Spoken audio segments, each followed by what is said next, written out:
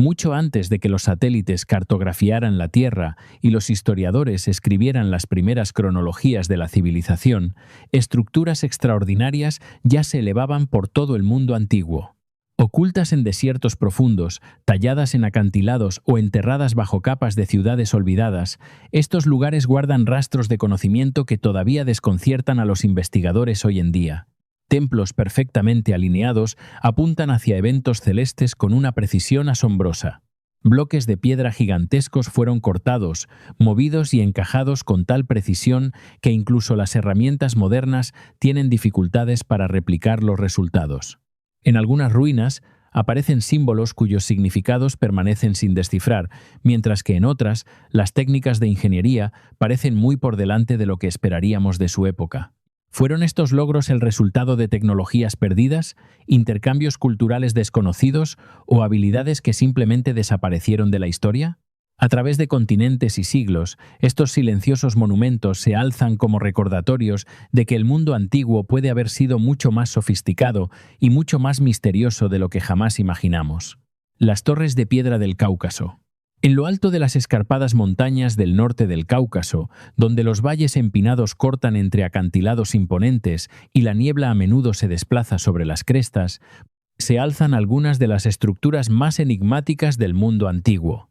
Dispersas por los remotos paisajes de Chechenia e Ingushetia, hay cientos de esbeltas torres de piedra que emergen dramáticamente de las laderas rocosas. Estas estructuras, conocidas hoy como las Torres de Piedra del Cáucaso, fueron construidas por los antepasados del pueblo Vainaj y datan aproximadamente de los siglos IX al XIII. A primera vista, parecen casi imposiblemente altas y estrechas, como centinelas de piedra silenciosos vigilando las montañas.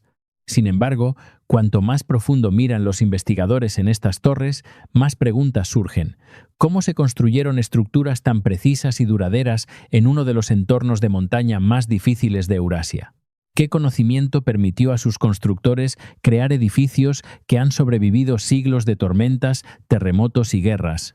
¿Y por qué se erigieron tantas de ellas a lo largo de una región tan vasta e inhóspita? Muchas de las torres alcanzan alturas de 20 a 30 m.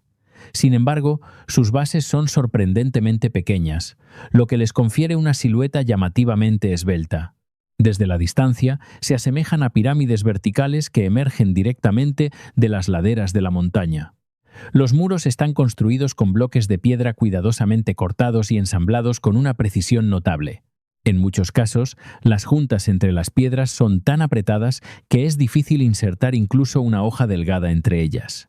A diferencia de las fortificaciones posteriores de otras regiones, estas torres a menudo dependen de un mortero mínimo, lo que significa que su estabilidad depende en gran medida de la forma exacta y la colocación de cada piedra individual.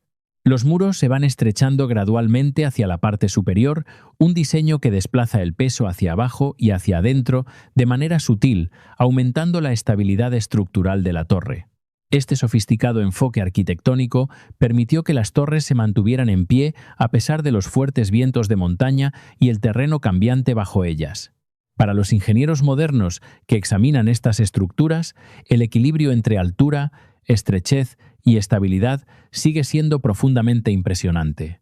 En el interior, las torres suelen contener varios niveles apilados conectados por suelos de madera y escaleras.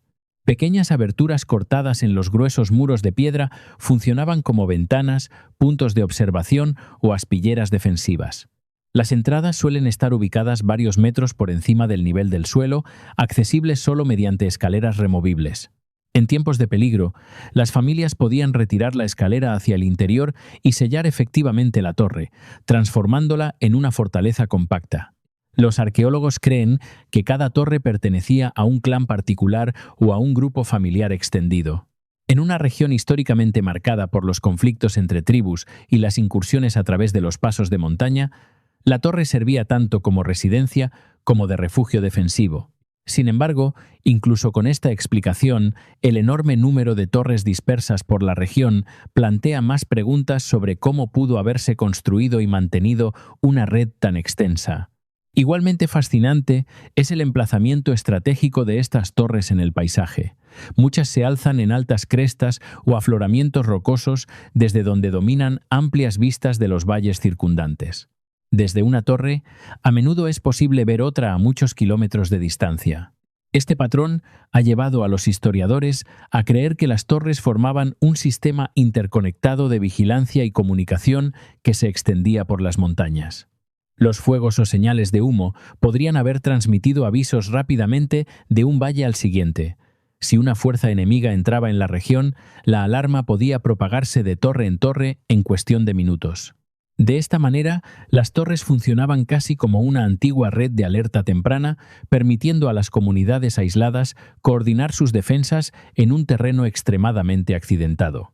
La existencia de tal sistema sugiere un nivel de organización regional y cooperación que los historiadores todavía intentan comprender por completo. Uno de los misterios más intrigantes que rodea a las torres concierne a las técnicas utilizadas para construirlas. Las montañas del Cáucaso son conocidas por sus laderas empinadas y sus difíciles rutas de acceso. Transportar pesados bloques de piedra a lugares de construcción elevados habría requerido un esfuerzo inmenso y una planificación cuidadosa. Sin embargo, muchas torres fueron construidas en lugares que resultan difíciles de alcanzar incluso para los vehículos modernos. Los investigadores creen que los constructores extraían la piedra localmente de los acantilados cercanos, dando forma a los bloques con herramientas manuales antes de arrastrarlos hasta su posición. Pero la precisión de la cantería sigue desconcertando a los expertos. Lograr una mampostería tan bien encajada sin herramientas metálicas avanzadas ni equipamiento mecanizado habría requerido una habilidad y experiencia extraordinarias. Las torres sugieren que los constructores poseían una comprensión profunda de la geometría, el equilibrio y la distribución de cargas estructurales, un conocimiento transmitido a través de generaciones de maestros constructores. La tradición local añade otra capa al misterio. Según las historias orales conservadas entre los pueblos Vainaj, una torre familiar tenía que completarse en un solo año.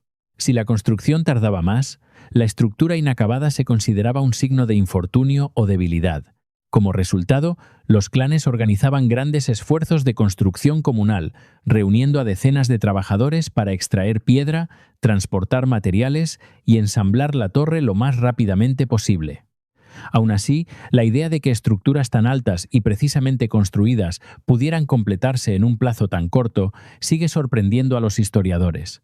Sugiere que la construcción de torres no era un proyecto ocasional, sino una tradición arquitectónica bien desarrollada, con técnicas establecidas y métodos eficientes. Otra característica notable de las torres es su longevidad. El norte del Cáucaso es una región sísmicamente activa y los terremotos se han producido allí a lo largo de la historia registrada. A pesar de ello, muchas torres se han mantenido en pie durante siglos. Su diseño cónico y sus gruesos muros de piedra parecen distribuir el estrés uniformemente a lo largo de la estructura, permitiéndoles absorber las vibraciones que de otro modo podrían causar el colapso. En algunos casos, las torres que han sobrevivido durante más de 700 años permanecen en gran parte intactas, incluso después de largos periodos de abandono. Esta resistencia ha atraído la atención de los ingenieros estructurales modernos que estudian las torres como ejemplos de cómo la arquitectura tradicional puede lograr una durabilidad notable sin materiales modernos como el hormigón armado o el acero. Pero quizás el aspecto más convincente de las torres es la historia cultural que representan. Cada torre era mucho más que un edificio defensivo, simbolizaba el honor, la independencia y la identidad de un clan. Construir una torre era declarar la presencia y la fuerza de una familia dentro del duro entorno de montaña. Las torres se alzaban como marcadores de territorio y como lugares de refugio en tiempos de conflicto. A lo largo de las generaciones, quedaron entretejidas en el tejido social de la sociedad Vainaj, vinculando la arquitectura con el linaje, la tradición y la supervivencia en un paisaje desafiante. Incluso hoy en día, muchas torres siguen siendo poderosos símbolos del patrimonio para los pueblos de la región. Alzándose solas en crestas azotadas por el viento o agrupadas en aldeas de montaña antiguas, las torres de piedra del Cáucaso continúan inspirando tanto admiración como curiosidad. Nos recuerdan que mucho antes de la ingeniería moderna, las comunidades que vivían en remotos valles de montaña eran capaces de crear estructuras de extraordinaria sofisticación y resistencia. Sus constructores no dejaron manuales escritos que explicaran los secretos de sus técnicas, y gran parte de su conocimiento puede haberse desvanecido con el tiempo. Lo que queda son las propias torres, testigos silenciosos y duraderos de una notable tradición arquitectónica que floreció en lo alto de las montañas del Cáucaso.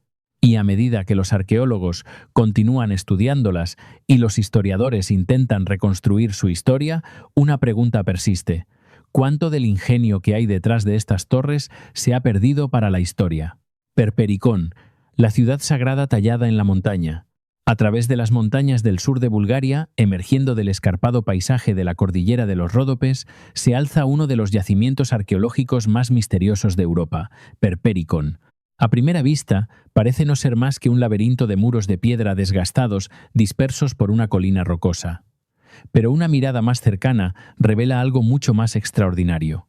Perpericón no es simplemente una ciudad en ruinas construida con bloques de piedra. Es una ciudad tallada directamente en la roca viva.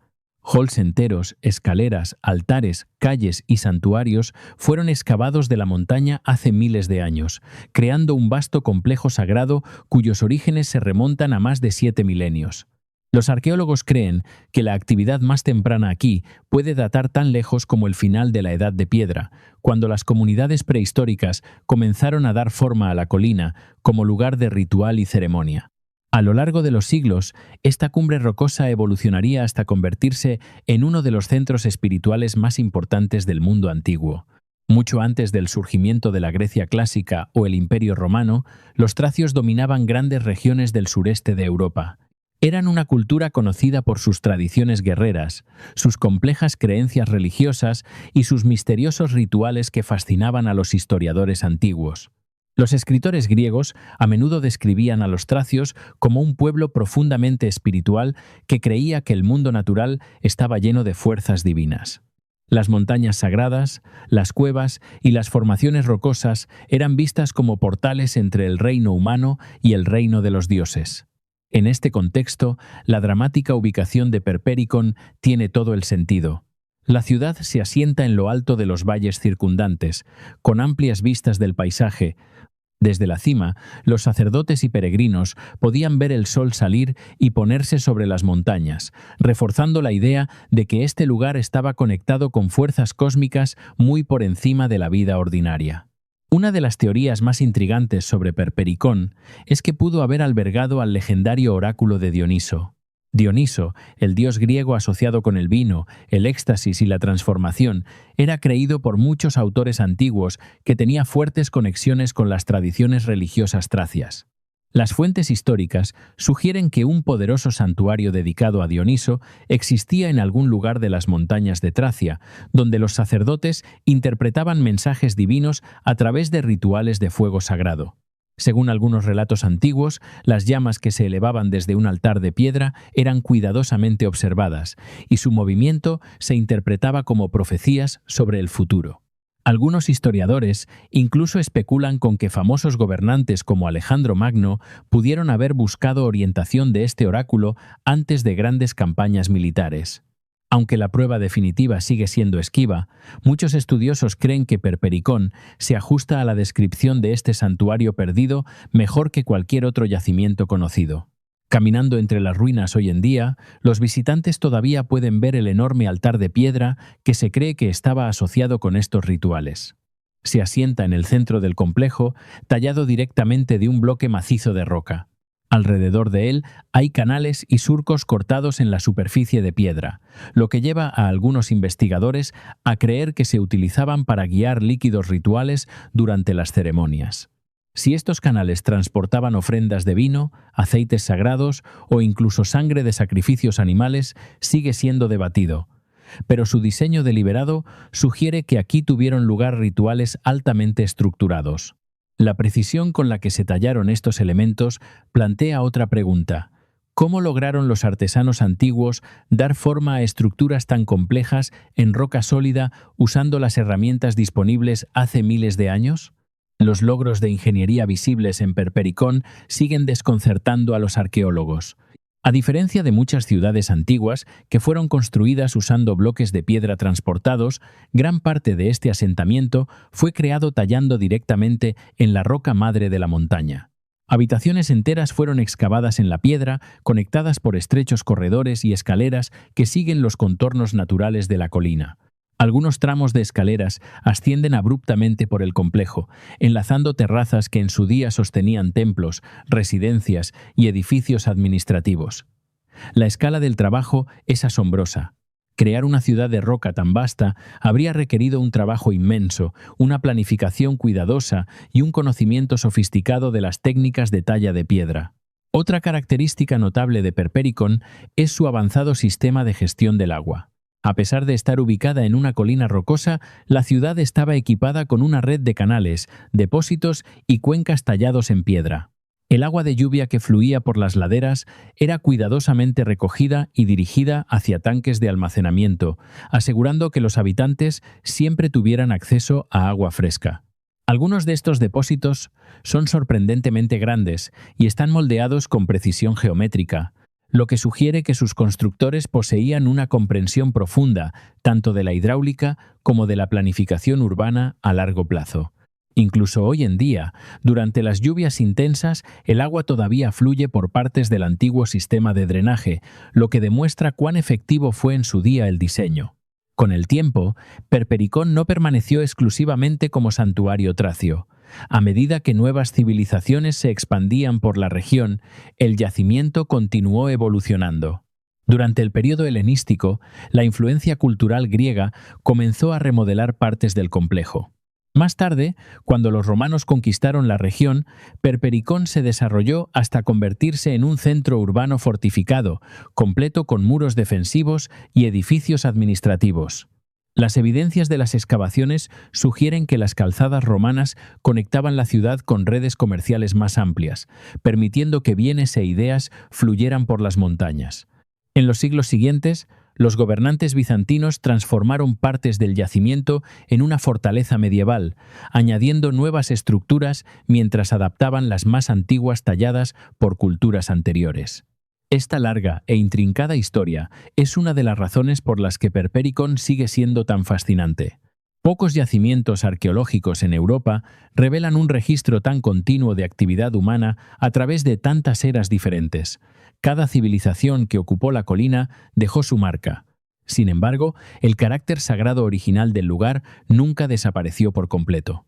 Incluso durante el período medieval, se construyeron edificios religiosos cerca de estructuras anteriores, lo que sugiere que la gente todavía creía que la montaña poseía significado espiritual. A pesar de décadas de excavación, solo una parte de Perpericón ha sido completamente explorada.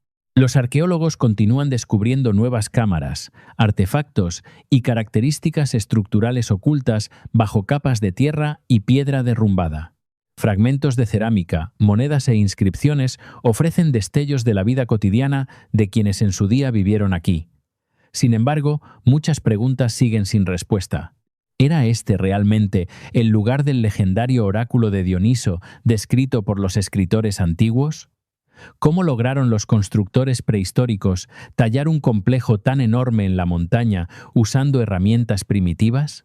¿Y por qué tantas civilizaciones sucesivas eligieron regresar a esta misma colina rocosa a lo largo de miles de años? De pie entre las silenciosas ruinas hoy en día, es fácil imaginar las voces de los sacerdotes resonando por los corredores de piedra, el resplandor de los fuegos rituales iluminando el altar y los peregrinos ascendiendo por los empinados caminos en busca de orientación divina. El viento que barre las montañas de los Ródopes todavía se mueve por las cámaras talladas tal y como lo hacía hace siglos. Perpericón sigue siendo un lugar donde la historia, el mito y el misterio se mezclan de maneras que continúan desafiando la comprensión moderna.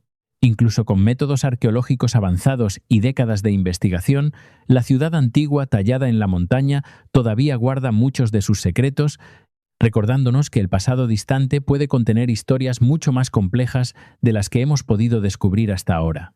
Gobustan, el archivo rupestre de Azerbaiyán. A lo largo de las llanuras azotadas por el viento cerca de las orillas occidentales del mar Caspio, yace uno de los paisajes arqueológicos más intrigantes del mundo. Dispersos por colinas escarpadas y afloramientos de piedra erosionados, hay un vasto archivo al aire libre tallado directamente en la roca. Este lugar es Gobustán, en el actual Azerbaiyán, una región donde miles de tallados antiguos preservan silenciosamente historias de un pasado distante. A primera vista, el yacimiento parece tranquilo y árido, un paisaje moldeado por el viento, el polvo y el tiempo. Sin embargo, en las superficies de las rocas, un extraordinario registro de actividad humana se extiende decenas de miles de años hacia atrás. Los tallados rupestres de Gobustán, o petroglifos, forman una de las colecciones más grandes y antiguas de arte prehistórico jamás descubiertas, y siguen planteando preguntas fascinantes sobre las personas que los crearon y el mundo en que vivían. Se han identificado más de 6.000 tallados en las laderas rocosas de Gobustán. Algunos son simples contornos rayados en la piedra, mientras que otros muestran un detalle notable y una composición cuidadosa. Los arqueólogos creen que los tallados más tempranos pueden datar de hace hasta 40.000 años, situándolos en lo más profundo de la era prehistórica, cuando las primeras comunidades humanas todavía se adaptaban a dramáticos cambios ambientales. A lo largo de los milenios, diferentes culturas regresaron a las mismas rocas una y otra vez, añadiendo nuevas imágenes junto a las más antiguas. El resultado es una historia visual en capas que abarca enormes extensiones de tiempo, desde la era paleolítica pasando por la Edad de Bronce e incluso hasta períodos medievales. Pocos lugares en la Tierra preservan un registro artístico tan continuo tallado en el paisaje natural. Muchos de los petroglifos representan escenas de la vida cotidiana. Los cazadores persiguen animales salvajes con lanzas. Los arqueros apuntan cuidadosamente a presas en carrera, y pequeños grupos de personas se reúnen en lo que parecen ser actividades comunales. Estas imágenes ofrecen raros vistazos a las estrategias de supervivencia de las sociedades antiguas. Los animales que aparecen en los tallados incluyen toros salvajes, ciervos, cabras y otras criaturas que en su día recorrían la región en grandes números. Hoy, Gobustán es en gran medida un entorno seco y rocoso, pero la presencia de estos animales en el arte rupestre sugiere que el clima hace miles de años era muy diferente. El área era probablemente más verde y rica en vegetación, capaz de sostener una fauna diversa y asentamientos humanos. En este sentido, los tallados no solo sirven como arte, sino también como una especie de registro ambiental prehistórico. Sin embargo, más allá de las simples representaciones de caza y vida cotidiana, Gobustán revela algo más misterioso. Entre las imágenes más intrigantes hay grupos de figuras humanas dispuestas en lo que parecen ser formaciones de danza. Las figuras se muestran a menudo con los brazos levantados y las piernas ligeramente flexionadas, formando líneas o círculos que recuerdan fuertemente a los movimientos rituales. Los arqueólogos creen que estas escenas pueden representar danzas ceremoniales conectadas con festivales estacionales, creencias espirituales o reuniones comunales. Algunos estudiosos han señalado incluso similitudes entre estas figuras antiguas y la danza folclórica azerbaiyana tradicional, conocida como yali, que todavía se practica hoy en partes de la región. Si esta conexión es más que una coincidencia, podría sugerir que ciertas tradiciones culturales han sobrevivido en alguna forma durante miles de años, transmitidas de generación en generación, mucho después de que se crearan los tallados originales. Otro conjunto de tallados ha desconcertado a los investigadores durante décadas. Estas imágenes representan largos y estrechos botes llenos de filas de figuras humanas. Cada figura parece sostener un remo, lo que sugiere un remo coordinado a través de aguas abiertas. Los propios botes tienen formas curvadas y cascos alargados que recuerdan fuertemente a las embarcaciones asociadas con las culturas vikingas del norte de Europa. Esta semejanza es sorprendente porque Gobustán se encuentra a miles de kilómetros de Escandinavia. Algunos historiadores especulan con que la similitud puede reflejar simplemente un diseño práctico de embarcaciones utilizado por diferentes culturas de forma independiente.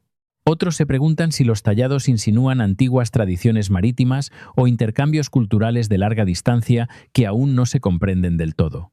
¿Podrían estas imágenes registrar antiguos viajes por el mar Caspio o quizás incluso conexiones entre civilizaciones distantes? Los tallados no ofrecen respuestas claras, pero invitan a posibilidades intrigantes. Las técnicas utilizadas para crear los tallados de Gobustán añaden otra capa de misterio. Muchos de los petroglifos fueron cortados en superficies de piedra extremadamente duras, como la caliza y el basalto. Producir estas imágenes habría requerido una paciencia y habilidades considerables, así como herramientas duraderas capaces de golpear repetidamente la superficie de la roca sin romperse. La profundidad y claridad de algunos tallados sugiere que los artistas planearon cuidadosamente su trabajo en lugar de improvisar aleatoriamente. Con el tiempo, la meteorización ha suavizado muchas líneas, y sin embargo miles de imágenes siguen siendo visibles después de decenas de miles de años de exposición al viento y la lluvia. Esta durabilidad pone de relieve la notable artesanía de los antiguos artistas que primero grabaron sus visiones en la piedra. Entre las muchas características inusuales de Gobustán hay una formación rocosa conocida localmente como Gabal Dash, a veces llamada la piedra cantante. Cuando se golpea con otra piedra, esta gran losa produce un sonido profundo y resonante, similar al de un tambor o una pandereta. El sonido se produce a causa de la estructura interna de la roca y la forma en que las vibraciones viajan a través de ella. Curiosamente, el tono cambia dependiendo de la temperatura y la humedad, lo que significa que la piedra puede producir diferentes sonidos en diferentes momentos. Algunos investigadores creen que las comunidades prehistóricas pudieron haber utilizado Gabal Dash como instrumento musical durante rituales o reuniones comunales. Si esta interpretación es correcta, Gobustán pudo haber sido en su día un lugar donde la música, la danza y el arte visual se unían en tradiciones ceremoniales que resonaban por el paisaje rocoso. La propia ubicación de Gobustán también plantea preguntas.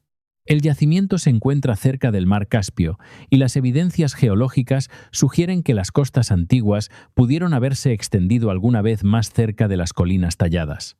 Si los niveles del agua eran diferentes hace miles de años, el área podría haber sido un lugar estratégico para las comunidades pesqueras o los viajeros que se desplazaban por las rutas costeras.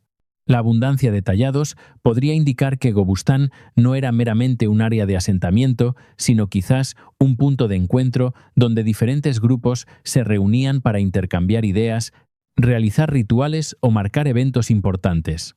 A lo largo de las generaciones, cada grupo pudo haber añadido sus propias imágenes, transformando gradualmente las colinas en un vasto mapa simbólico de la memoria cultural.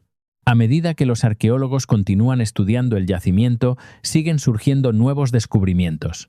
Las tecnologías de escaneo avanzadas y las técnicas de cartografía digital han revelado tallados que anteriormente eran difíciles de detectar a simple vista. Algunas imágenes aparecen parcialmente ocultas bajo capas de superficies rocosas erosionadas, lo que sugiere que muchos más tallados pueden seguir sin descubrirse. Cada nuevo hallazgo añade otra pieza al rompecabezas de la larga y compleja historia de Gobustán. Hoy, Gobustán está reconocido como Patrimonio de la Humanidad por la UNESCO, celebrado no solo por su importancia arqueológica, sino también por la visión que ofrece de la expresión creativa temprana de la humanidad. De pie entre las rocas antiguas, es posible imaginar las incontables generaciones que en su día caminaron por estas colinas, dejando atrás marcas que sobrevivirían a sus propias civilizaciones. Cada tallado representa un momento en que alguien se detuvo, levantó una herramienta y presionó una idea en la piedra. Quizás sin imaginar jamás que miles de años después, la gente todavía estaría estudiando su trabajo. En muchos sentidos, Gobustán sigue siendo una conversación silenciosa entre el pasado y el presente. Las figuras talladas en las rocas no hablan, y sin embargo se comunican a través de inmensas extensiones de tiempo. Hablan de cazadores que persiguen animales, de comunidades que se reúnen para danzar, de barcos que se mueven por el agua y de rituales realizados bajo cielos abiertos, pero también dejan misterios sin resolver. ¿Quiénes eran los artistas que crearon los tallados más tempranos? ¿Qué creencias guiaban sus símbolos y ceremonias? ¿Y por qué generación tras generación continuó regresando a las mismas rocas para añadir nuevas imágenes a la antigua galería? El templo del oráculo de Siwa. En el vasto desierto occidental de Egipto, lejos de las fértiles orillas del Nilo, yace uno de los lugares sagrados más misteriosos del mundo antiguo, el templo del oráculo en el oasis de Siwa. Oculto entre palmeras y rodeado por dunas interminables, este remoto santuario tuvo en su día una reputación tan poderosa que reyes, generales y viajeros cruzaban cientos de kilómetros de desierto implacable solo para escuchar una sola profecía. En la antigüedad, Siwa no era simplemente un oasis. Se creía que era un lugar donde el mundo humano y el mundo divino se tocaban brevemente. En el corazón de esta creencia se encontraba el oráculo del dios Amón, cuya voz se decía que hablaba a través de los sacerdotes dentro de los muros de piedra del templo. Incluso hoy, siglos después de que el santuario enmudeciera, las ruinas continúan planteando preguntas inquietantes sobre cómo funcionaba este legendario oráculo y por qué su influencia se extendió tan lejos más allá del desierto que lo rodeaba. El propio templo se alza en una colina rocosa conocida como Agurmi, con vistas al verde oasis de abajo. Su posición por sí sola es llamativa. A diferencia de los monumentales complejos de templos construidos a lo largo del Nilo, este santuario fue construido en un aislamiento casi total, rodeado por vastas extensiones de arena y piedra. Los arqueólogos creen que el templo data de la dinastía 26 del Antiguo Egipto alrededor del siglo VI a. Construido con bloques de caliza cuidadosamente cortados, la estructura incluía en su día cámaras sagradas, estrechos pasadizos y santuarios interiores donde los rituales se realizaban lejos de los ojos de los visitantes ordinarios. Aunque gran parte del templo se ha derrumbado a lo largo de los siglos debido a los terremotos y la erosión, los muros restantes todavía sugieren un lugar diseñado no simplemente para el culto, sino para el misterio controlado. El trazado parece deliberado, guiando a los visitantes hacia el interior a través de espacios progresivamente más oscuros y restringidos hasta que llegaban al corazón sagrado del oráculo. Lo que hacía extraordinario a este templo no era solo su arquitectura, sino la creencia de que el dios Amón podía responder preguntas a través de los sacerdotes que allí servían. En el mundo antiguo, los oráculos eran consultados frecuentemente antes de tomar decisiones importantes. Los reyes buscaban consejo antes de las guerras, los gobernantes preguntaban sobre la sucesión y los viajeros esperaban orientación divina. Sin embargo, el oráculo de Siwa alcanzó un nivel de prestigio raramente igualado en otro lugar.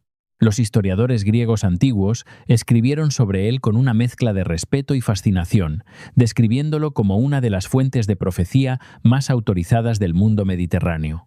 Los peregrinos creían que el propio Dios hablaba a través del santuario, ofreciendo respuestas que podían dar forma al curso de los imperios. El visitante más famoso al templo llegó en el 331 a.C. El conquistador macedonio Alejandro Magno ya había derrotado a las fuerzas del imperio persa en Egipto cuando decidió emprender un notable viaje a través del desierto hasta Siwa. Las fuentes antiguas describían la expedición como difícil y peligrosa. Alejandro y sus compañeros tuvieron que viajar por un terreno duro donde las tormentas de arena podían borrar el camino en minutos y las fuentes de agua eran escasas. Según varios relatos históricos, Alejandro estaba decidido a consultar al oráculo porque deseaba confirmar algo extraordinario, que no era simplemente un rey, sino el hijo de un dios. Cuando finalmente llegó al templo, los sacerdotes lo recibieron en la cámara sagrada donde el oráculo entregó su mensaje. Las palabras exactas pronunciadas ese día siguen siendo desconocidas, pero los escritores antiguos afirman que los sacerdotes saludaron a Alejandro como hijo de Amón. Para Alejandro, esta declaración tenía un enorme poder político y simbólico. Si era verdaderamente el hijo de un dios, su autoridad sobre Egipto y más allá podía verse como divinamente sancionada.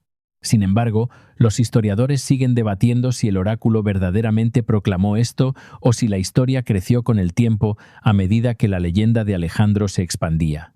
A pesar de la fama del oráculo, uno de los mayores misterios que rodea al templo es cómo funcionaba realmente el proceso profético. Las descripciones antiguas sugieren que el sacerdote no simplemente hablaba con su propia voz. En cambio, se creía que la respuesta del dios emergía a través del ritual. Algunos relatos describen una estatua sagrada de Amón montada en una plataforma ceremonial llevada por sacerdotes. Cuando se formulaba una pregunta, la estatua se movía o inclinaba en direcciones particulares, y estos movimientos se interpretaban como respuestas divinas. Otras descripciones implican que la voz del oráculo provenía del interior de la propia cámara, como si el dios estuviera hablando desde las profundidades del templo. Tales relatos han inspirado especulación entre los investigadores modernos. Algunos estudiosos sugieren que la arquitectura del santuario pudo haber sido diseñada para manipular el sonido, permitiendo a sacerdotes ocultos hablar desde espacios escondidos, de manera que sus voces parecieran provenir de la estatua o de las paredes. Los estrechos corredores y las cámaras cerradas podrían haber amplificado los ecos, creando la impresión de que una voz sobrenatural estaba presente. Sin embargo, las ruinas supervivientes proporcionan solo evidencias limitadas para estas teorías. Sin restos estructurales completos, el mecanismo preciso del oráculo sigue siendo incierto. Otra capa de misterio proviene de la remota ubicación del templo. El oasis de Siwa se encuentra a más de 500 kilómetros del Valle del Nilo, separado de los principales centros de la civilización egipcia por vastas extensiones de desierto. Construir un santuario religioso influyente en un lugar tan remoto parece inusual. Algunos historiadores creen que el oasis servía como una parada importante en las antiguas rutas comerciales que conectaban Egipto con Libia y las regiones del desierto occidental. Los mercaderes y viajeros que pasaban por allí pueden haber ayudado a difundir la reputación del oráculo. Otros proponen que Siwa ya era un paisaje sagrado mucho antes de que se construyera el templo. El oasis contiene numerosos manantiales antiguos y tierra fértil rodeada por el desierto, un entorno que habría parecido casi milagroso a los viajeros antiguos. Tales características naturales pueden haber inspirado la creencia de que el área poseía un poder espiritual especial, convirtiéndola en un lugar ideal para un santuario dedicado a la profecía divina. La identidad cultural de Siwa también añade complejidad a la historia. Las personas que vivían en el oasis no siempre estaban completamente integradas en el mundo egipcio tradicional.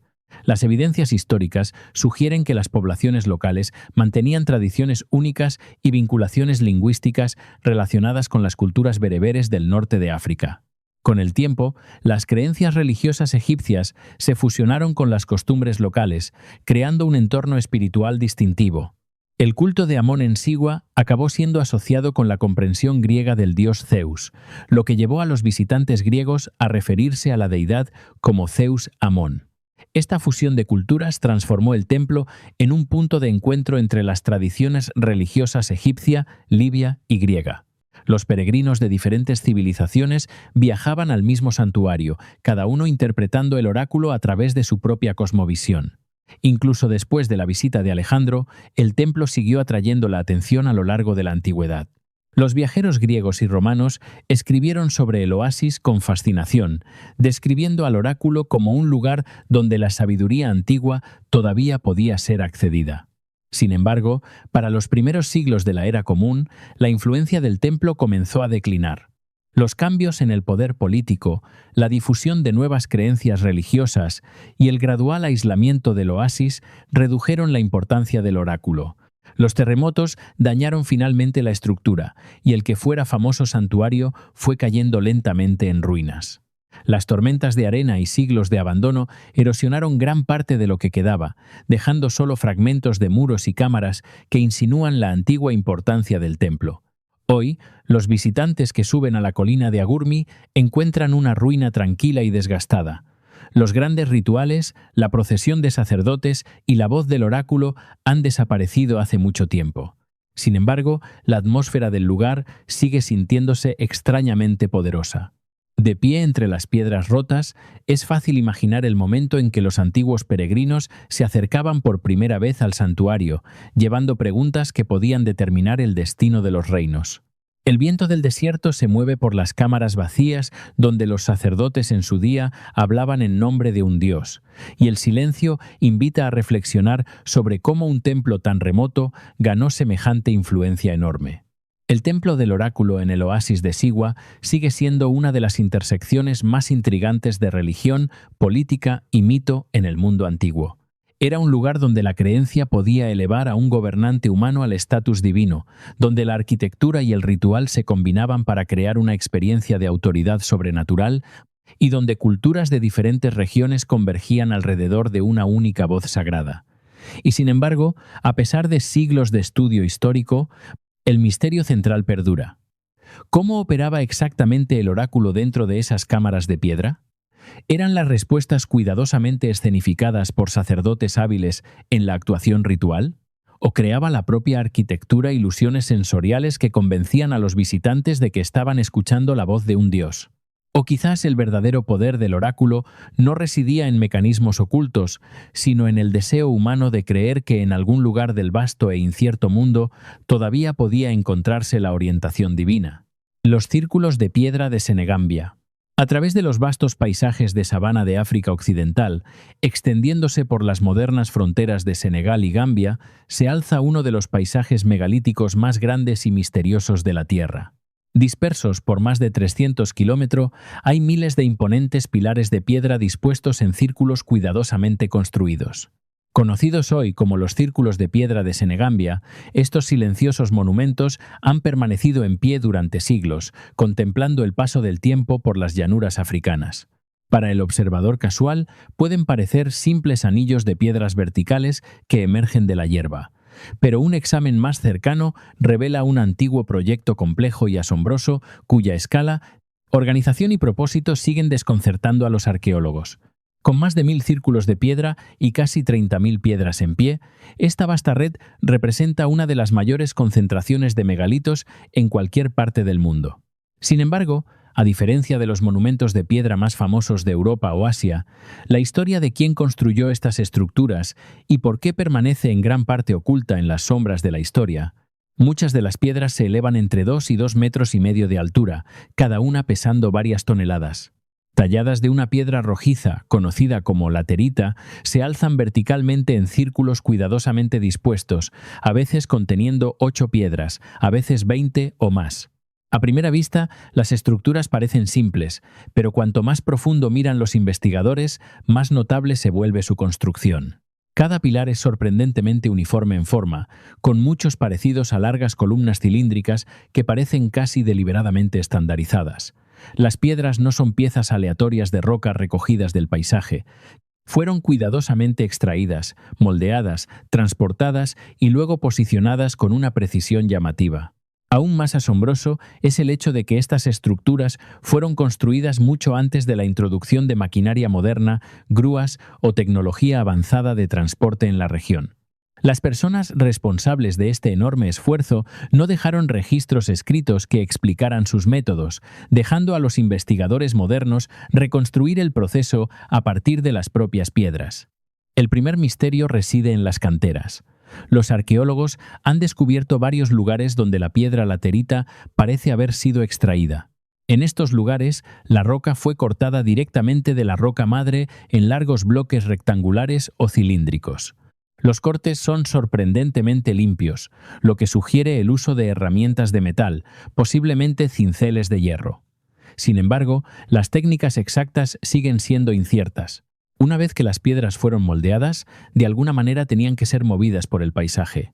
Algunas canteras se encuentran a kilómetros de distancia de los círculos de piedra finales, lo que significa que los constructores tuvieron que transportar pilares de varias toneladas a través de un terreno irregular. ¿Cómo lograron exactamente esto? Sigue siendo una de las grandes preguntas que rodean al yacimiento. ¿Rodaban las piedras sobre troncos de madera? ¿Las arrastraban en trineos? ¿O confiaban en grandes equipos de trabajadores usando cuerdas y rampas de tierra? Ninguna evidencia definitiva ha respondido todavía a esta pregunta, pero el enorme número de piedras sugiere un esfuerzo masivo y altamente organizado. Incluso después de que las piedras llegaban a su destino, quedaba el reto de erigirlas. Poner en pie una piedra de varias toneladas requiere una planificación y una ingeniería cuidadosas. Los constructores habrían necesitado excavar pozos de cimentación profundos, bajar las piedras a su lugar y estabilizarlas para que permanecieran en pie durante siglos. Y sin embargo, notablemente, muchos de estos pilares todavía se alzan perfectamente verticales hoy en día, a pesar de cientos de años de erosión, tormentas e inundaciones estacionales. El hecho de que tantos hayan sobrevivido intactos insinúa una comprensión sorprendentemente avanzada del equilibrio, la distribución del peso y la estabilidad del suelo entre los antiguos constructores. Pero quizás el misterio más intrigante no reside en las propias piedras, sino debajo de ellas. Las excavaciones arqueológicas han revelado que muchos de los círculos están conectados a antiguos yacimientos funerarios. Bajo o cerca de varios de los anillos, los investigadores han descubierto restos humanos junto con objetos como puntas de lanza de hierro, fragmentos de cerámica, cuentas y adornos personales. Estos descubrimientos sugieren que los círculos de piedra pudieron haber funcionado como marcadores funerarios monumentales que honraban a individuos o grupos importantes dentro de las comunidades antiguas. Sin embargo, el patrón está lejos de ser consistente. Algunos círculos contienen evidencias claras de enterramiento, mientras que otros parecen vacíos. Esto plantea una pregunta importante. ¿Estaban todos estos círculos destinados a marcar tumbas o servían propósitos ceremoniales o simbólicos adicionales? Otra característica intrigante es la presencia de lo que los arqueólogos llaman piedras frontales. En varios círculos, un par de piedras más altas se alza justo fuera del anillo, alineadas con la entrada o apuntando en una dirección específica. Estas piedras parecen actuar casi como puertas o marcadores que enfatizan una orientación particular. Algunos investigadores han sugerido que estas alineaciones pueden tener importancia astronómica, posiblemente relacionada con la salida o puesta del sol durante ciertos momentos del año. Si esta teoría es correcta, los círculos pueden no solo haber sido monumentos funerarios, sino también espacios ceremoniales conectados con rituales estacionales, ciclos agrícolas o creencias espirituales vinculadas a los cielos.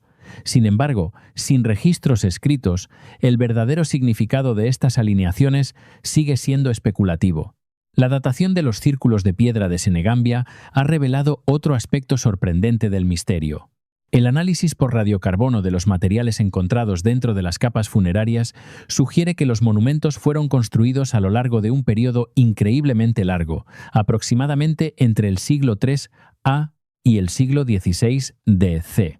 Esto significa que durante más de 1000 años, generaciones de comunidades continuaron construyendo y manteniendo estas estructuras. Tal continuidad implica que los círculos de piedra estaban profundamente arraigados en las tradiciones culturales de la región. No eran producto de una única civilización o gobernante, sino parte de una práctica cultural duradera transmitida a través de los siglos. Esta continuidad plantea otra pregunta. ¿Qué sistema de creencias era lo suficientemente poderoso como para inspirar a la gente durante más de un milenio a continuar erigiendo estos enormes monumentos? Igualmente misteriosa es la identidad de los propios constructores. A diferencia de las civilizaciones monumentales del antiguo Egipto o Mesopotamia, las sociedades responsables de los círculos de Senegambia dejaron pocas ciudades grandes o registros escritos. Gran parte de lo que sabemos sobre ellos proviene de los restos arqueológicos dispersos por la región. Estas comunidades eran probablemente sociedades organizadas con trabajadores del metal habilidosos, agricultores y artesanos capaces de coordinar grandes fuerzas de trabajo. Las herramientas de hierro encontradas en los yacimientos funerarios sugieren una cultura familiarizada con la metalurgia, y la presencia de objetos decorativos insinúa estructuras sociales complejas y tradiciones rituales. Sin embargo, el panorama completo de su sociedad sigue siendo incompleto. ¿Quiénes eran los líderes que organizaban proyectos tan masivos? ¿Fueron los círculos construidos por pequeñas comunidades locales o fueron el resultado de una cooperación regional entre muchos asentamientos? Cuando se contemplan desde el aire, la escala de los círculos de piedra de Senegambia se vuelve verdaderamente asombrosa. A lo largo del paisaje, cientos de formaciones circulares aparecen como antiguos patrones grabados en la tierra. Algunos se alzan solos en campos abiertos, mientras que otros se agrupan juntos en grandes complejos ceremoniales. Uno de los yacimientos más famosos, conocido hoy como Huasu, contiene varios de los círculos mejor conservados, donde los altos pilares de laterita se elevan dramáticamente contra el cielo. Cerca se encuentra otro vasto complejo en Sine Ngayene, en Senegal, donde más de 50 círculos están concentrados en una sola área. Juntos, estos yacimientos crean un paisaje monumental que rivaliza con muchos de los yacimientos megalíticos más famosos del mundo. Y sin embargo, a pesar de décadas de investigación, los círculos de piedra de Senegambia continúan guardando sus secretos más profundos. Los arqueólogos han descubierto pistas sobre los rituales de enterramiento, los métodos de construcción y las tradiciones culturales. Pero el misterio central sigue sin resolverse. ¿Qué sistema de creencias motivaba a las comunidades antiguas a dedicar tanto tiempo y trabajo a construir decenas de miles de pilares de piedra? ¿Eran los círculos símbolos de la ascendencia? ¿Puertas sagradas entre mundos? ¿O marcadores de poderosos líderes cuyos nombres hace mucho han sido olvidados? Quizás eran todas estas cosas a la vez, monumentos que mezclaban el significado espiritual, la identidad social y la memoria de los muertos. Hoy, los círculos de piedra se alzan silenciosamente bajo el sol africano, sus rojizos pilares proyectando largas sombras sobre los pastizales, tal como han hecho durante siglos. El viento se mueve a través de la sabana, los pájaros pasan por encima y las piedras siguen siendo testigos silenciosos de una civilización cuyas historias casi han desaparecido de la memoria. Cada círculo, cada pilar, representa un fragmento de una tradición perdida, una pieza de un rompecabezas que historiadores y arqueólogos continúan estudiando. Y hasta el día en que nuevos descubrimientos finalmente revelen la historia completa detrás de su construcción, los círculos de piedra de Senegambia seguirán siendo uno de los misterios más extraordinarios y duraderos del mundo antiguo. ¿El palacio perdido de Asurbanipal? En las ruinas de la antigua ciudad de Nínive, una vez una de las mayores ciudades del mundo antiguo, los arqueólogos descubrieron los rastros de un palacio que perteneció a uno de los gobernantes más poderosos y enigmáticos de la historia, Asurbanipal. Hoy, este yacimiento es a menudo denominado el Palacio Perdido de Asurbanipal, un complejo monumental que en su día simbolizó el apogeo del imperio neoasirio. Aunque gran parte de él yace ahora enterrado bajo siglos de polvo y escombros, los fragmentos que han sido descubiertos revelan una historia llena de artesanía extraordinaria, conocimiento avanzado y misterios que los historiadores todavía intentan comprender. En su apogeo, en el siglo VII AC, Nínive no era simplemente una ciudad. Era el corazón latiente de un imperio que se extendía por vastos territorios del antiguo cercano Oriente. Masivas murallas defensivas rodeaban la ciudad, monumentales puertas marcaban las entradas y grandes avenidas conectaban templos, edificios administrativos y residencias reales. Entre estas estructuras se alzaba el Palacio de Asurbanipal, un vasto complejo diseñado para demostrar la autoridad absoluta del rey asirio. Los visitantes que entraban al palacio habrían caminado a través de imponentes puertas guardadas por colosales figuras de piedra conocidas como lamasu, seres híbridos con el cuerpo de un toro o un león, las alas de un águila y la cabeza de un humano. Estas inmensas estatuas, talladas de bloques únicos de piedra, estaban destinadas a proteger el palacio de las fuerzas malignas e intimidar a cualquiera que se acercara a la corte del rey. Incluso hoy en día, la escala y la precisión de estas esculturas plantean preguntas sobre las técnicas de ingeniería utilizadas para transportar y posicionar bloques de piedra tan enormes en el mundo antiguo. Más allá de las puertas del palacio, las propias paredes se convirtieron en un lienzo para uno de los logros artísticos más notables de la antigua Mesopotamia. Cientos de metros de paneles de relieve en piedra en su día recubrían los corredores y las salas ceremoniales. Estos paneles representaban escenas de guerra, ceremonias reales, rituales religiosos y, más célebremente, las dramáticas cacerías reales de leones que se han convertido en imágenes icónicas del poder asirio. Los tallados son asombrosamente detallados. Los músculos ondean bajo la piel de los leones que cargan, las flechas atraviesan los cuerpos de los animales en plena carrera y las expresiones en los rostros de los soldados revelan determinación, miedo o triunfo. Algunos relieves incluso representan sutiles cambios de perspectiva y movimiento, creando una secuencia narrativa que casi se asemeja a una historia cinematográfica tallada en piedra. Para una civilización que trabajaba hace más de 2500 años, el nivel de realismo y control artístico que se ve en estos tallados es extraordinario. Los arqueólogos todavía debaten los métodos que utilizaron los artesanos para lograr tal precisión con las herramientas de metal disponibles en aquel momento. Sin embargo, el palacio no era simplemente un lugar de espectáculo y propaganda real. Oculta dentro de sus cámaras había algo aún más notable, una vasta colección de conocimiento escrito que se convertiría en uno de los descubrimientos más importantes en la historia de la arqueología. Dentro de las ruinas del palacio, los excavadores del siglo XIX descubrieron miles de tablillas de arcilla escritas en escritura cuneiforme. Juntas, estas tablillas formaron lo que se conoce hoy como la Biblioteca de Asurbanipal. Esta colección, que contiene más de 30.000 tablillas y fragmentos, es ampliamente considerada la primera biblioteca sistemáticamente organizada de la historia registrada. Los textos conservados en su interior cubren una asombrosa variedad de materias. Hay registros de eventos políticos, documentos legales e informes administrativos, pero también obras de literatura, textos médicos, observaciones astronómicas y complejos rituales religiosos.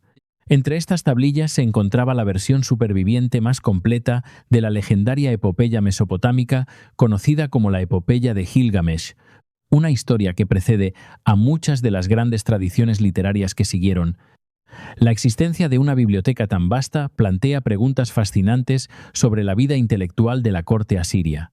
El propio Asurbanipal afirmaba poder leer y escribir en múltiples idiomas, una habilidad inusual para un rey de su época. Supuestamente enviaba a estudiosos por todo el imperio para recopilar textos de templos y archivos, copiándolos y preservándolos en su biblioteca del palacio. Las tablillas revelan que los estudiosos asirios registraban cuidadosamente los fenómenos astronómicos, rastreaban los movimientos de los planetas e intentaban predecir eclipses y otros eventos celestes.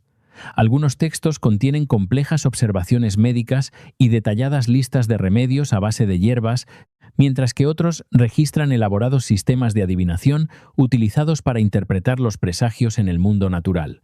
Para los investigadores modernos, la biblioteca proporciona un raro atisbo de una sofisticada tradición intelectual que floreció hace miles de años. Pero también plantea otra posibilidad intrigante. Si ya se han descubierto tantos textos, ¿cuántos más pueden seguir enterrados bajo las ruinas de Nínive? La arquitectura del propio palacio añade otra capa de misterio. Construido sobre una enorme plataforma elevada, el complejo consistía en docenas de habitaciones dispuestas alrededor de patios y largos corredores. Los muros fueron construidos con gruesas capas de ladrillo de adobe reforzadas con cimientos de piedra, mientras que los interiores estaban decorados con coloridas pinturas murales y pulidos paneles de relieve. El diseño sugiere una planificación cuidadosa no solo para la exhibición ceremonial, sino también para funciones prácticas como la administración, el almacenamiento y la seguridad. Algunos investigadores creen que el palacio puede haber contenido cámaras especializadas para escribas y estudiosos que trabajaban con las tablillas de la biblioteca real. Otros han sugerido que archivos ocultos o salas selladas podrían existir todavía bajo áreas inexploradas del yacimiento. Como grandes secciones del antiguo Nínive permanecen sin excavar, es perfectamente posible que nuevos descubrimientos aguarden bajo las capas de tierra. A pesar de su magnificencia, la historia del palacio terminó en una destrucción dramática. En el año 612 a.C., una coalición de ejércitos de Babilonia y los medos lanzó un devastador asalto contra Nínive. Tras un brutal asedio, la que fuera gran ciudad fue capturada e incendiada. Los palacios se derrumbaron, los templos fueron destruidos y gran parte de la ciudad quedó reducida a ruinas. Irónicamente, la destrucción que acabó con el imperio asirio también puede haber preservado parte de su legado. Cuando el palacio ardió, el intenso calor cocía muchas de las tablillas de arcilla almacenadas en sus habitaciones, endureciéndolas como cerámica. En lugar de desintegrarse con el tiempo, sobrevivieron durante más de 2000 años bajo las ruinas, esperando ser redescubiertas por los arqueólogos modernos. Sin esa preservación accidental, gran parte del registro literario e histórico de la antigua Mesopotamia podría haberse perdido para siempre. Hoy, el palacio perdido de Asurbanipal sigue siendo solo parcialmente comprendido. Muchos de los relieves que en su día decoraban sus salones ahora se exhiben en museos de todo el mundo, donde continúan asombrando a los visitantes con su maestría y escala. Las tablillas de arcilla de la Biblioteca Real todavía se están traduciendo y estudiando, revelando nuevos conocimientos sobre la ciencia, la religión y la mitología antiguas. Sin embargo, el propio palacio está lejos de ser explorado completamente. Grandes porciones del antiguo Nínive permanecen enterradas bajo el suelo del norte de Irak, y la posibilidad de cámaras, archivos o inscripciones sin descubrir sigue intrigando a los arqueólogos. Cada temporada de excavación tiene el potencial de revelar nuevos fragmentos de una civilización que en su día dominó el antiguo Cercano Oriente. Más de 2 milenios y medio después de su caída, el palacio de Asurbanipal se alza como un recordatorio de cuán avanzadas y complejas podían ser las sociedades antiguas. Sus relieves capturan momentos del poder real congelados en piedra. Su biblioteca preserva las voces de los estudiosos que vivieron hace miles de años, y sus ruinas insinúan historias que pueden seguir ocultas bajo la tierra. Para los historiadores y arqueólogos, el yacimiento representa tanto un triunfo del descubrimiento como un misterio que está lejos de estar resuelto. El Códice Mendoza, la voz de un imperio perdido. A lo largo de la historia antigua, civilizaciones enteras desaparecen a veces, dejando solo fragmentos de sus historias. Las ciudades se derrumban, los templos colapsan y los registros escritos desaparecen. Sin embargo, en raras ocasiones, un único artefacto superviviente puede abrir una ventana a un imperio perdido. Uno de esos artefactos es el Códice Mendoza, un notable manuscrito creado a principios del siglo XVI que preserva uno de los retratos supervivientes más detallados del Imperio azteca. A primera vista, parece ser una colección de coloridos dibujos y símbolos cuidadosamente dispuestos en páginas de papel europeo. Pero detrás de estas imágenes hay un complejo registro de poder, conquista, economía y cultura que los estudiosos todavía intentan comprender siglos después. El Códice Mendoza fue creado alrededor del año 1541, aproximadamente 2 décadas después de que los conquistadores españoles, liderados por Hernán Cortés, pusieran fin dramáticamente al Imperio azteca. Para entonces, la gran capital de Tenochtitlán ya había caído y el panorama político de Mesoamérica había cambiado para siempre. Sin embargo, los recuerdos del mundo azteca seguían presentes entre los escribas y artistas supervivientes que en su día habían servido a la administración imperial. Bajo las órdenes del gobierno colonial español, estos pintores indígenas conocidos como tlacuilos fueron encomendados para producir un documento que explicara el antiguo imperio a la corona española. Su obra se convertiría en el Códice Mendoza, que debe su nombre a Antonio de Mendoza, el primer virrey de Nueva España, quien encargó el manuscrito. Lo que hace extraordinario al códice es la manera en que fusiona dos mundos. Las páginas estaban hechas de papel europeo y encuadernadas en un estilo familiar para los funcionarios españoles. Pero las imágenes en sí fueron dibujadas en el estilo pictórico azteca tradicional que había existido mucho antes de que los europeos llegaran a las Américas. El resultado es un único documento híbrido, un registro visual azteca interpretado a través de una lente colonial. Los escribas españoles añadieron más tarde explicaciones escritas en los márgenes intentando traducir el significado de los símbolos para los lectores no familiarizados con el antiguo sistema de comunicación.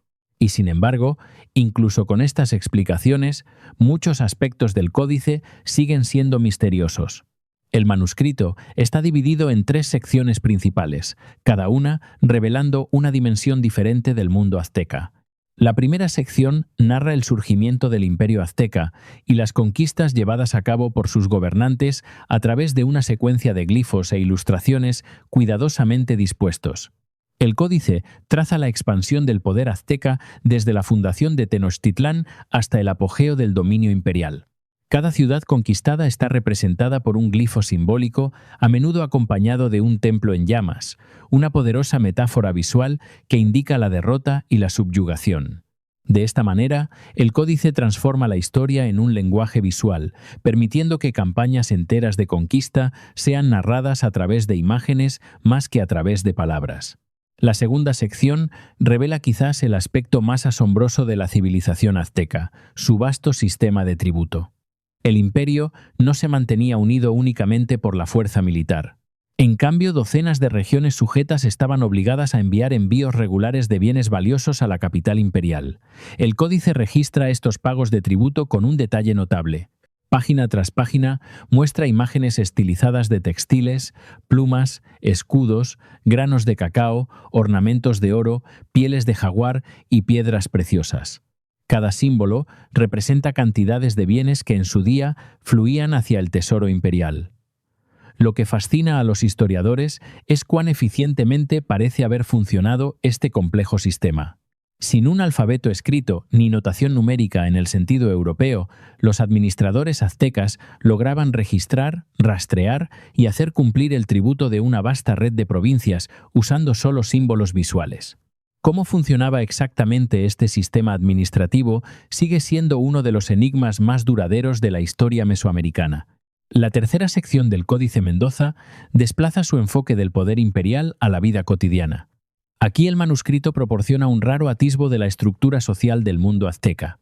Las imágenes muestran a los niños creciendo bajo una estricta disciplina, a los estudiantes asistiendo a las escuelas, a los artesanos aprendiendo sus oficios y a los miembros de la sociedad cumpliendo sus roles dentro de una jerarquía cuidadosamente organizada.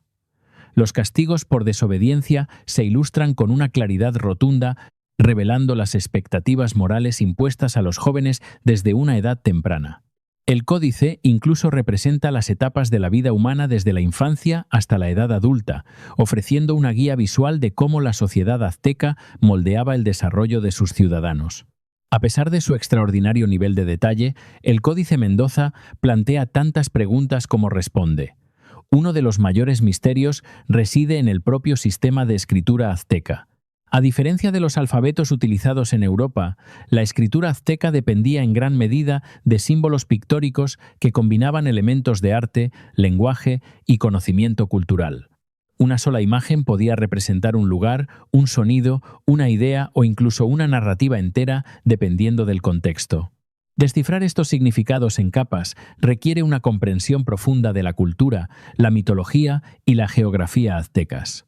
Incluso hoy en día, los estudiosos siguen debatiendo la interpretación precisa de ciertos glifos dentro del códice, lo que sugiere que partes de su mensaje pueden seguir estando ocultas dentro de las imágenes. Otra capa de incertidumbre rodea al propósito del manuscrito.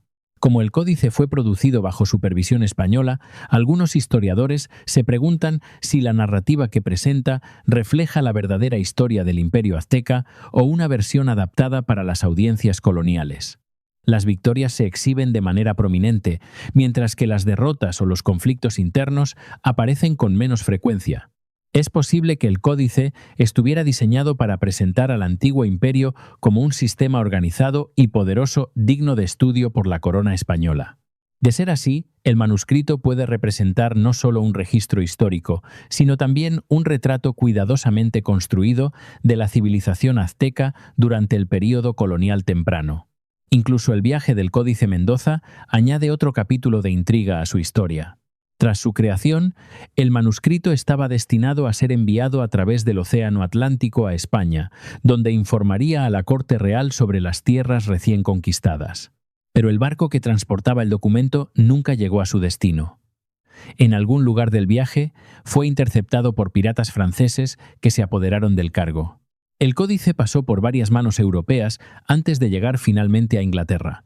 Hoy se conserva en la Biblioteca Bodleiana de la Universidad de Oxford, a miles de kilómetros de la tierra donde sus imágenes fueron pintadas por primera vez. La supervivencia del Códice Mendoza es casi milagrosa cuando uno considera cuántos otros libros aztecas fueron destruidos. Durante el período colonial temprano, los misioneros españoles quemaron innumerables manuscritos indígenas, creyendo que contenían conocimiento pagano. Como resultado, hoy en día solo sobreviven un puñado de códices precolombinos. Cada uno representa un fragmento irreemplazable de una civilización cuyas tradiciones intelectuales fueron casi borradas. El Códice Mendoza, creado durante el breve momento en que los artistas aztecas todavía podían registrar su herencia, se alza como uno de los más valiosos de estos documentos supervivientes. El códice es más que un artefacto histórico, es un recordatorio de cuán complejo y sofisticado era el mundo azteca. A través de sus páginas vemos un imperio capaz de organizar vastas redes de tributo, registrar eventos históricos a través del lenguaje simbólico y mantener un orden social detallado que gobernaba la vida cotidiana. Al mismo tiempo, el manuscrito nos recuerda cuán frágil puede ser el conocimiento. Si las circunstancias hubieran sido ligeramente diferentes, si el códice se hubiera perdido en el mar, destruido en una incursión o descartado durante los siglos que siguieron, toda una dimensión de la civilización azteca podría haber desaparecido de la memoria humana.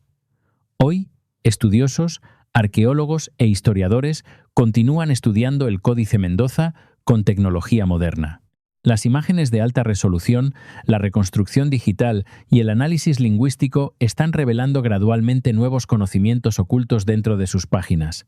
Sin embargo, muchas preguntas siguen sin resolverse. ¿Estamos interpretando correctamente los símbolos o nos escapan aún significados más profundos? ¿Capturó el códice la verdadera estructura del Imperio Azteca o solo la versión que las autoridades coloniales quisieron preservar? Y quizás lo más intrigante de todo, ¿cuántos otros manuscritos aztecas existieron en su día? Libros que pueden haber contenido conocimientos sobre astronomía, ciencia, religión o historia que la humanidad nunca recuperará. El Códice Mendoza se encuentra en la intersección de la memoria y el misterio. Es a la vez un registro histórico y un rompecabezas inacabado. Una voz de un imperio desaparecido que habla a través de símbolos que continúan desafiando nuestra comprensión. Más de 4 siglos después de su creación, el manuscrito todavía nos invita a explorar el mundo que describe, un mundo de poderosos gobernantes, intrincadas economías, sociedades disciplinadas y tradiciones artísticas que transformaron el conocimiento en imágenes. Y a medida que los investigadores continúan descifrando sus páginas, el códice nos recuerda que la historia del Imperio Azteca está lejos de estar completamente contada. Ocultos dentro de esos antiguos glifos pueden seguir yaciendo secretos esperando ser descubiertos, fragmentos de una civilización cuya complejidad sigue asombrando al mundo moderno. Hemos llegado al final de este video. Y ahora que ya conoces estos misterios que desafían nuestra cronología de la historia, ¿cuál de todos ellos te parece que cuestiona de manera más radical lo que creíamos saber sobre el mundo antiguo? Déjanos tu respuesta en los comentarios. Gracias por vernos. Nos vemos en el próximo.